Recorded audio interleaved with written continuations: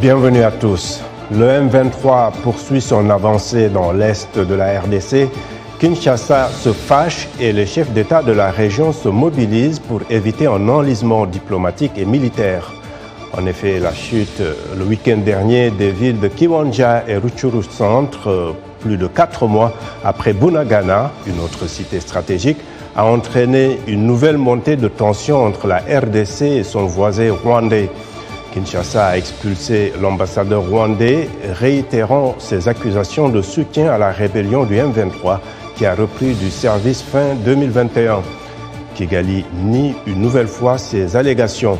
Une situation qui suscite l'inquiétude de l'Union africaine qui appelle à un arrêt des hostilités, tandis qu'une réunion des chefs militaires de la communauté des États d'Afrique de l'Est est annoncée. Pendant ce temps, des milliers de personnes sont forcées de fuir ou de vivre dans la peur dans les zones sous le contrôle du M23. Comment expliquer ce retour en force du M23? La diplomatie peut-elle venir à bout de cette crise? Réponse avec nos invités.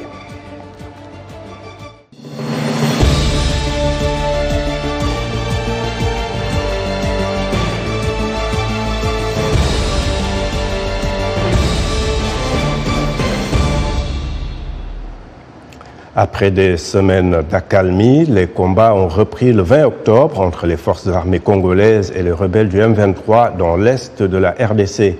Le mouvement du 23 a gagné du terrain samedi, s'emparant de plusieurs localités du territoire de Rutshuru sur une route nationale stratégique desservant Goma, le chef-lieu de la province du Nord Kivu. Kinshasa, qui accuse Kigali de soutenir le M23, a expulsé son ambassadeur de Kinshasa. Un récit de Nanit Talani.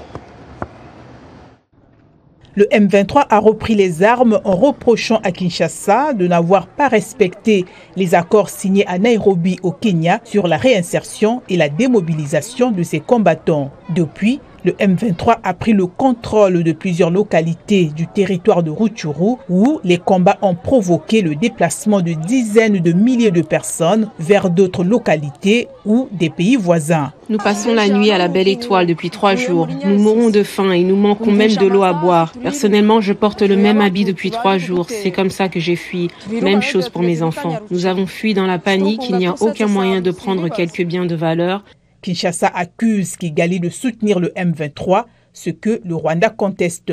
Après la prise par les rebelles du M23 des villes de Kiwanja et Rutshuru Centre, situées sur la route nationale desservant Goma, les autorités congolaises ont expulsé l'ambassadeur du Rwanda, Vincent Karega, annonçant aussi lundi le rappel en consultation de leur chargé d'affaires à Kigali. Au regard de faits qui précèdent, le Conseil supérieur de la défense demande au gouvernement 1. D'expulser dans les 48 heures suivant sa notification M. Vincent Karega, ambassadeur plénipotentiaire du Rwanda en poste en République démocratique du Congo. Et ce, en raison d'une part de la persistance de son pays à agresser la RDC et à appuyer les mouvements terroristes du M23, qui l'instrumentalise à cette fin. Le Rwanda a noté avec regret dimanche la décision de la RDC d'expulser son ambassadeur à Kinshasa, Vincent Karega. Ce dernier, dans une interview à VOA Lingala, exhorte la mise en œuvre des engagements de Nairobi pour la paix. Ce qui doit être fait, c'est effectivement le prescrit de Nairobi et de Luanda. Toutes les parties prenantes doivent s'y mettre, discuter, trouver des solutions aux différentes revendications et travailler ensemble. Les affrontements ont déjà fait plusieurs morts et des dizaines de blessés dont le bilan exact n'est pas encore disponible. Plusieurs milliers de Congolais en colère ont manifesté lundi à Goma, dans l'est du Congo, contre les violences, contre le Rwanda et pour exprimer leur soutien aux forces nationales de sécurité et de défense. Merci beaucoup Nanit Talani. Place maintenant à nos invités pour le débat. À Goma, dans l'est de la RDC, Chantal Faïda, vous êtes activiste, coach en leadership féminin, également candidate à la députation aux prochaines élections en RDC. À Tanger, au Maroc, Henri Désiré Zouzi, analyste politique, producteur associé du JT diplomatique. et ici à Boston, Massachusetts, Jean-Pierre Carigué, professeur, également analyste politique. Vous êtes à Dickinson College. Alors, merci à tous. Chantal, on a vu les populations de Goma faire exploser leur colère cette semaine après que le M23 a pris Rutshuru et Kiwanja. Qu'est-ce qui vous frustre? La peur que Goma ne soit la prochaine sur la liste? La prochaine ville sur la liste? Merci beaucoup Abdou. Je salue mes co-débatteurs et tous les téléspectateurs de cette émission. Je vais commencer par rendre hommage à mes compatriotes et à toutes les personnes affectées par cette résurgence du conflit M23. Ça fait pratiquement près de 10 ans que nous avons vécu la même situation. C'était encore en novembre 2012 que le M23 a pris la capitale du Nord Kivu, la ville de Goma. Et donc aujourd'hui, la prise de Rutshuru et de Kiwanja constitue une inquiétude grave parce que l'histoire ne cesse de se répéter et nous dénonçons cela et nous condamnons avec la dernière énergie cette résurgence de crise sécuritaire. Je m'en vais d'abord dire que tous les pays africains sont régis par la Charte africaine des droits de l'homme et des peuples. Et cette charte stipule qu'aucun pays ne peut servir de base arrière pour les groupes armés pour venir insécuriser un autre pays. Mais hélas, le Rwanda et l'Ouganda ne cessent de récidiver en servant de base arrière à ces troupes. Mais Chantal, le Rwanda dit qu'il s'agit plutôt d'une rébellion congolaise, certes à dominance tutsi, mais c'est une rébellion congolaise. Qu'est-ce que vous en dites?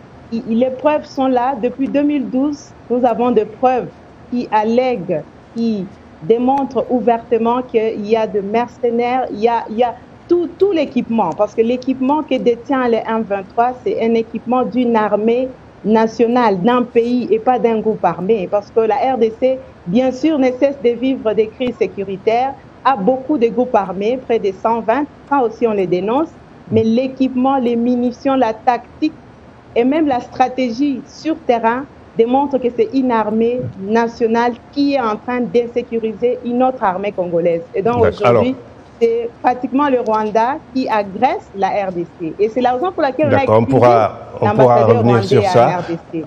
Oui. Henri, la chute de Bunagana avait constitué une sorte de coup de réveil sur la puissance de feu du M23 ressuscité. Et là encore, on voit un M23 qui a été défait il y a presque une décennie, qui confirme son retour en force. Comment est-ce que vous expliquez tout cela? Kinshasa, en tout cas, n'y va pas par quatre chemins pour accuser Kigali. Vous savez, pour comprendre la situation qui prévaut à l'heure actuelle à l'est de la RDC, il faut véritablement remonter dans le passé pour comprendre les véritables raisons, les ressorts de cette crise. Je rappelle quand même qu'en 2002, il y a 20 ans déjà, le 30 juillet, à Pretoria, en fait, la RDC et le Rwanda signaient un protocole d'accord et quelques semaines plus tard, le 15 août, à Luanda, c'était la même chose entre la RDC et l'Ouganda. Cela n'a jamais empêché ces deux pays d'avoir des arrière-pensées vis-à-vis de la RDC. Je rappelle souvent que le Rwanda se sert de certains groupes armés qui lui ont fait allégeance comme variable d'ajustement dès lors que ses intérêts sont compromis. Dès qu'il y a des initiatives dans la sous-région pour mutualiser les efforts pour essayer de stabiliser la situation sécuritaire, si cela se fait avec tel ou tel pays, je prends l'exemple de l'Ouganda par exemple, eh bien le Rwanda se sent isolé et est contraint de pouvoir utiliser comme moyen de pression sur Kinshasa les groupes armés qui lui sont favorables, on pense naturellement au M23, pour déstabiliser la situation, et ce en dépit des efforts qui ont été consentis dans un certain nombre de programmes qui ont été mis en place. Dernier élément, si vous le permettez, quelques semaines avant la reprise des hostilités par le M23 l'an dernier, nous avons eu le nouveau plan de démobilisation et de désarmement ainsi que de réinsertion, de relèvement communautaire et stabilisation qui a été rendu public pour essayer de trouver une solution durable au problème des groupes armés. Et c'est malheureusement le moment qui a été choisi par le M23 pour déclencher les hostilités. C'est une situation dont nous allons discuter tout à l'heure, mais qui devrait assez rapidement trouver une issue favorable, en tout cas pour la République démocratique du Congo. D'accord. Alors, Jean-Pierre Kahege, pourquoi cette offensive du M23 se transforme-t-elle en crise diplomatique entre Kinshasa et Kigali? Certains, on a vu Chantal tout à l'heure, pointer un peu la puissance de feu de ce groupe. Oui. Merci beaucoup pour l'invitation. Donc, par là de la puissance de feu d'un groupe ou d'une rébellion, je trouve que c'est assez simpliste de dire, voilà, on définit une rébellion, une armée à partir de sa puissance de feu. Donc, ça dépend de quelle armée s'agit-il, de quelle rébellion s'agit-il. Donc là, je crois que c'est un détail, ça peut pas vraiment définir l'appui ou la faute, disons, l'identité d'un groupe. Donc, c'est pas à partir de sa puissance. Vous avez des rébellions qui ne valent rien, vous avez aussi des armées, des pays qui sont pas bien organisés. Donc là, c'est deux questions différentes. Mais c'est vrai, j'aimerais quand même revenir à la crise actuelle. Et tout à l'heure, on disait, ça fait 10 ans, ça fait 20 ans qu'on a une telle crise. Ma crainte, c'est qu'on s'attaque aux conséquences. C'est-à-dire, on s'attaque aux conséquences, comme la guerre, et puis on se tait sur les causes d'une crise. Et ici, donc, une crise ou un conflit peut avoir beaucoup de variables, comme Josie l'a dit. Vous pouvez avoir, donc, il peut y avoir des conflits armés et qui sont motivés par les questions politiques. Vous pouvez avoir des conflits armés qui sont motivés par l'enjeu identitaire. Vous pouvez aussi avoir des conflits armés liés aux frontières et au temps. Et je crois de plus en plus, par exemple, dans le cas de l'Afrique, il y a beaucoup de conflits qui sont liés à la question identitaire, ou plutôt où l'élément identitaire est utilisé. Mais dans le cas précis, par exemple, du Nord Kivu ou de la région des Grands Lacs, donc on dit, voilà, il y a 10 ans, il y a 15 ans, je crois que c'est une crise qui existe depuis très longtemps et vraiment dans les années 60.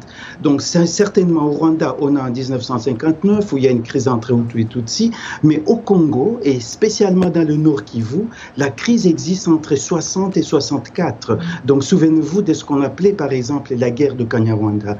Donc il y a des populations rwandophones qui sont au Congo et d'ailleurs, pas le documentaire, mais plutôt, comment est-ce que vous appelez ça? Oui, le reportage, et justement, merci beaucoup, le reportage, des personnes parlaient Kinyarwanda.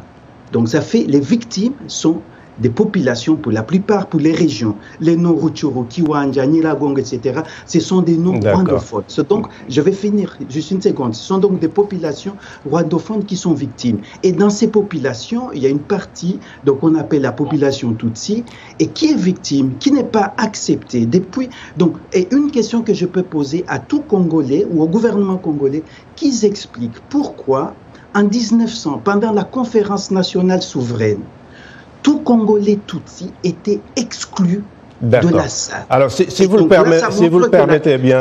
ça montre que la crise est vraiment profonde. Et je reviens, donc il faut aussi qu'on passe aux causes des Alors, c'est une question que j'aimerais aborder en seconde partie, si vous le permettez. Mais Chantal, ce sentiment d'abandon de la communauté internationale qu'on a vu un peu, en tout cas à Goma, c'est un sentiment qui est justifié. On a vu tous ces manifestants s'en prendre au casque bleu aussi. C'est un sentiment qui se justifie? Oui, ça se justifie parce que c'est la plus longue et plus coûteuse mission des Nations Unies qui ait existé de par le monde.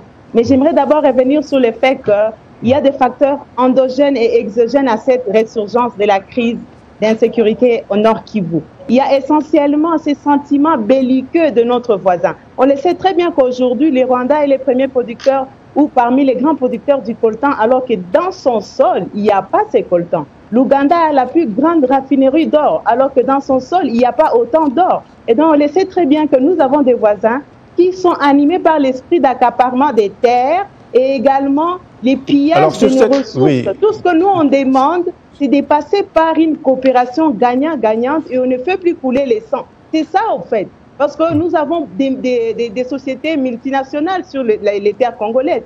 Mais pourquoi ils veulent seulement passer par la voie belliqueuse, la voie qui fait couler les sangs, la voie qui fait perdre autant d'années de développement pour notre pays, comparé aux pays. Et aujourd'hui, on peut même prendre l'exemple de Luanda et de Nairobi. À Luanda, on a vu le président rwandais être interpellé par ses pairs africains. C'est-à-dire qu'ouvertement, ce soutien a été démontré et même l'ONU l'a reconnu. Donc ce n'est pas vraiment qu'il y a un secret de polichinelle. D'accord. Alors Henri, le Kenya justement a annoncé l'envoi de troupes dans l'est de la RDC. Vous pensez que la force régionale et est-africaine peut faire quelque chose? L'expérience récente montre que les résultats ont souvent été mitigés. Nous n'allons pas faire de procès d'intention par rapport au déploiement de la brigade d'intervention des États d'Afrique de l'Est.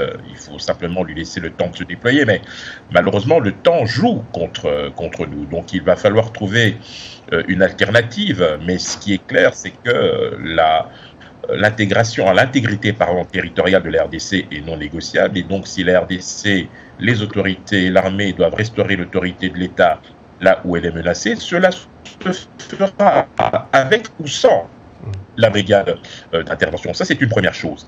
La deuxième chose que je dois tout de même rappeler, c'est que dans un passé récent, en 2013, lorsque les déclarations de Nairobi ont été signées, je rappelle, le 12 décembre 2013, il y avait un certain nombre d'obligations qui devaient être remplies, en tout cas par les parties signataires. Une longue accalmie de 8 ans s'en est suivie, et on peut légitimement se poser la question de savoir ce qui a pu véritablement motiver le M23 à reprendre les hostilités après une aussi longue période d'accalmie. D'accord. Alors, Jean-Pierre, le président burundais qui dirige l'AOC annonce une réunion prochaine des chefs des armées de la communauté est-africaine. Comment juger l'implication de cette région? Est-ce qu'elle met un peu trop l'accent sur l'aspect militaire, selon vous? Oui, deux choses d'abord. J'aimerais dire que, comme on l'a dit, l'intangibilité des frontières au Congo sont non négociables. Et ça, je crois que tout le monde devrait le comprendre et l'accepter. Cependant, il est très important à lier la notion d'intangibilité des frontières au droit des communautés propriétaires de leurs terres à vivre tranquillement et à toute sécurité dans ce pays et dans leur région. Et je reviens, vous avez entendu dans le reportage que ces populations, ces victimes parlaient le Kinyarwanda. Donc vous ne pouvez pas parler de terres congolaises et dire que les populations ne sont pas congolaises. Et donc ça, c'est un élément très important dans la résolution de la crise. Un autre élément, je crois que il faut faire attention au discours de la haine qui circule et qui est devenu vraiment banal. Alors, banal et acceptable. Oui, on est obligé d'aller un peu rapidement sur la question de l'implication régionale. Rapidement, avant d'aller aux commentaires. Oui, sur l'implication, je crois que c'est très bien et c'est même positif que la région soit engagée. Peu importe la crise, peu importe les conflits, peu importe les types de violences, je crois qu'il faut vraiment privilégier la diplomatie. Il faut privilégier. Je crois que, bon, c'est vrai, mais ce qu'on devrait aussi savoir, donc l'armement, donc un conflit armé, il n'y a pas qu'une solution militaire. D'accord. Merci Jean-Pierre. On est obligé d'aller vite. On va lire rapidement quelques commentaires sur la page Facebook de VOA Afrique. Alphonse Mbouaki à Kinshasa nous dit « L'Union africaine appelle au dialogue, mais tout accord régional devra tenir compte de la protection des préoccupations humanitaires des civils concernés. Il est essentiel de veiller à ce que les responsables des atrocités soient traduits en justice. » Mamadou Sek à Dakar, il dit « Il est incompréhensible que l'armée ne puisse pas sécuriser le territoire. Il est vrai que les frontières sont poreuses en Afrique, mais malgré tout, l'État congolais a le devoir régalien d'assurer l'inviolabilité du territoire de la RDC. » Et puis Julien Moussabao est à Goma. C'est le Rwanda qui agresse la RDC, pas le M23. Alors, merci beaucoup. Restez fidèles à VOA Afrique. Washington Forum revient après une très courte pause.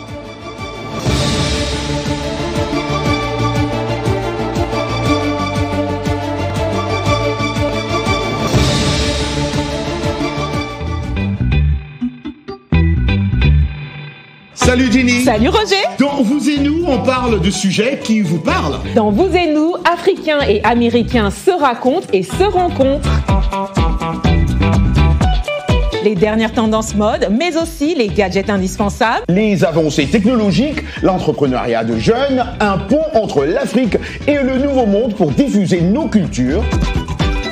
Et les bons petits plats. Yum yum, une bonne ambiance avec nos invités. L'émission explore les réussites, les ambitions et les aspirations africaines. Elle montre une Amérique loin des clichés à taille humaine. Vous et nous. C'est vous. C'est nous. C'est vous et nous.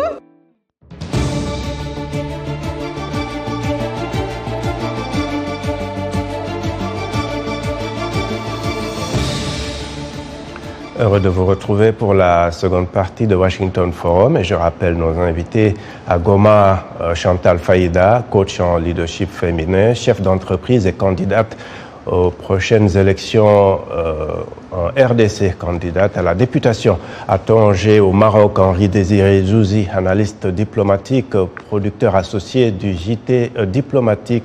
Et à Boston, Jean-Pierre Carigué, professeur à Dickinson College, qui se trouve en Pennsylvanie. Alors Chantal, il faudra qu'on aille un peu rapidement. La diplomatie a-t-elle encore une chance?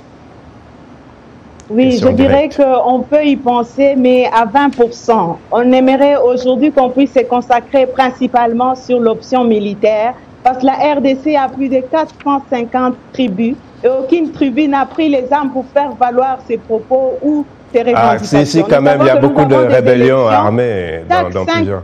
Chaque 5 ans, nous avons des élections. Les personnes qui ont des revendications, des cahiers des charges à présenter, se présentent aux élections et intègrent les institutions. Et aucune communauté ne prend les armes contre une autre. Mais c'est une invasion, c'est une agression par les sentiments belliqueux d'invasion et d'accaparement, de pillage de nos ressources que nous dénonçons. Et nous demandons le soutien de la communauté internationale. Allons-y rapidement. Henri Désiré, depuis 2013, il y a eu plusieurs processus, Nairobi, l'accord cadre de Lusaka, Addis Abeba.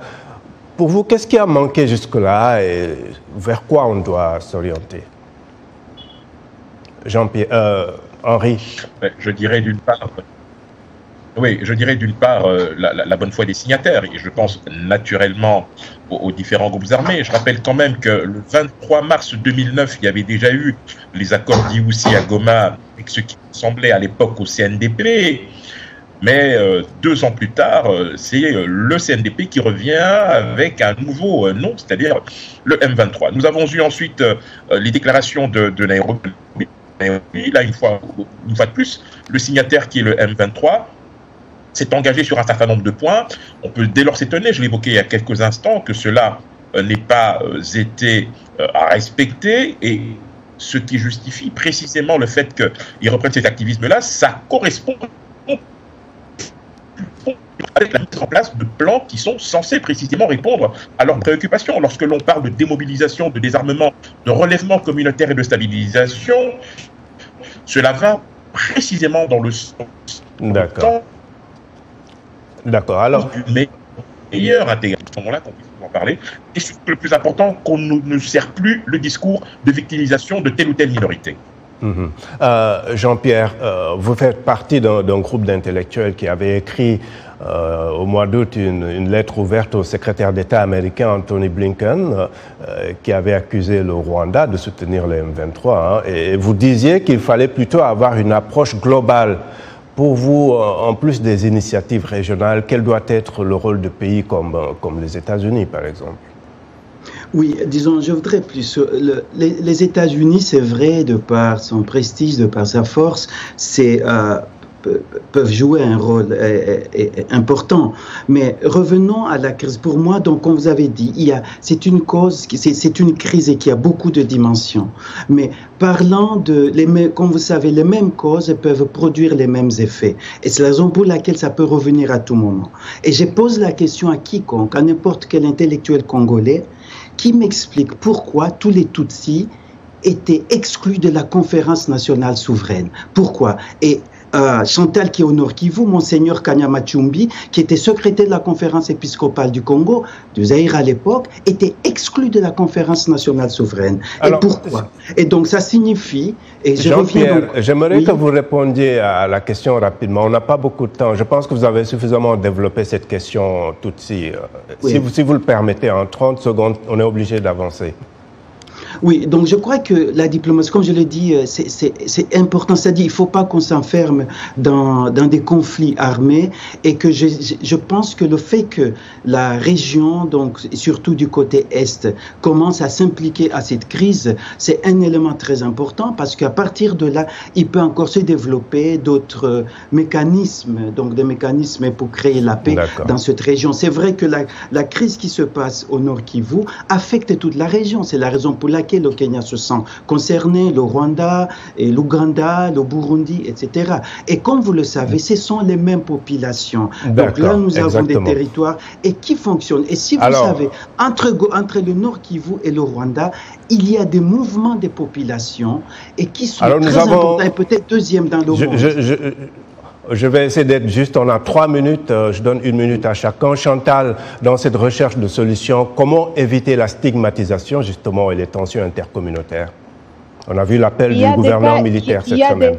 Il y a des cas isolés de stigmatisation et nous les dénonçons, mais nous rappelons que le Rwanda, l'Ouganda sont des pays africains qui ont signé la Charte africaine des droits de l'homme et des peuples qui interdit cette invasion d'un État par un autre. Et l'invasion est ouverte et elle est démontrée. Nous appuyons le gouvernement dans sa réponse militaire cette fois-ci pour mettre fin définitivement à ce cycle de violence.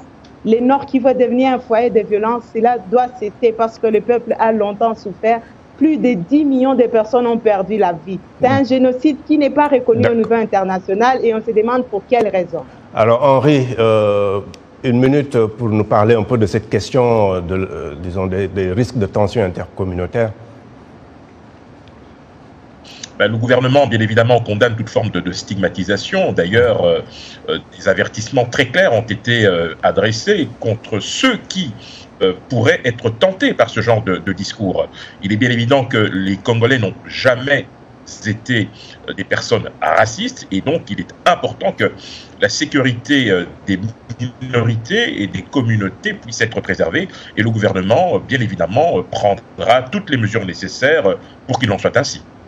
Et justement, en tout cas, le gouverneur militaire du Nord Kivu a réitéré ses propos. Dernier mot, Jean-Pierre.